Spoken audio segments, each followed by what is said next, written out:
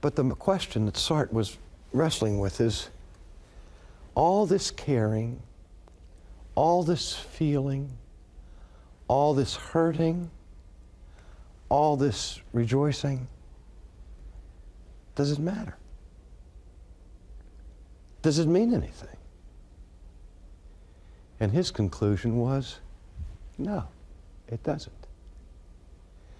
That we are bundles of passion, bundles of feeling, bundles of care, and all of our caring is nothing more and nothing less than an exercise in futility. It's useless because humanity has no meaning. At that point, when Sartre made that comment, he was merely echoing the philosophy that Nietzsche had propagated a century before. Even Nietzsche's biological heroism, he understood to be an exercise in futility. Because Nietzsche's bottom line anthropology was one that could not be rescued even by the appearance of the Superman. Because Nietzsche said, at the bottom, all there is the nihil, the nothingness, the abyss. That man is involved in a chaotic, endless myth of a recurring cycle that has no definitive origin and no purposeful destiny. Round and round and round we go, with no progress and no meaning. I profoundly disagree with Sartre, and I profoundly disagree with Nietzsche. But I'll tell you what, I have so much more respect for those two philosophers than I have for the dominant species of armchair philosopher that we find in our culture today, the modern or the contemporary humanist. I have to be candid with you. In my judgment, humanism as a philosophy, though it is the dominant philosophy in our culture today, is pseudo-intellectualism. It is a philosophy that I'm convinced does not merit or deserve serious consideration by intelligent people.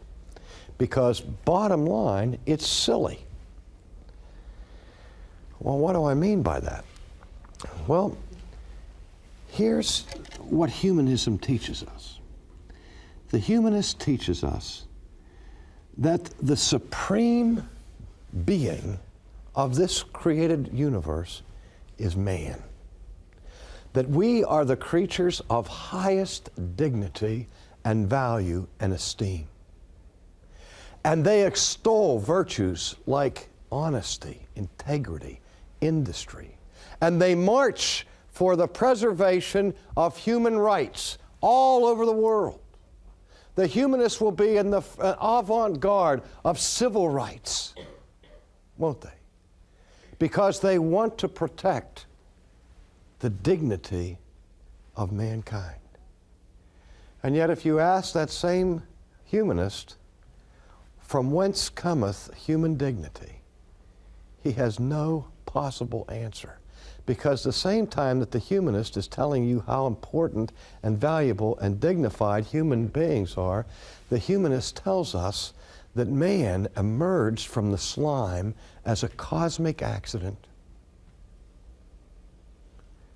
And he is moving relentlessly to non-being. His origin is utterly insignificant, and his destiny is equally insignificant. But somehow, in between the two poles of his existence, he has all this dignity and value. That's why I say it's silly. Francis Schaeffer once said about the humanist that the humanist has both feet firmly planted in midair. The humanist is on a roller coaster without brakes. This humanism is nonsense, but it's persuasive nonsense because it speaks to a need in the human heart. we want to believe that we have significance. We want to believe that we have dignity. We want to believe that our passions matter and that they're not useless, that there is more than the abyss of nothingness of which Nietzsche spoke.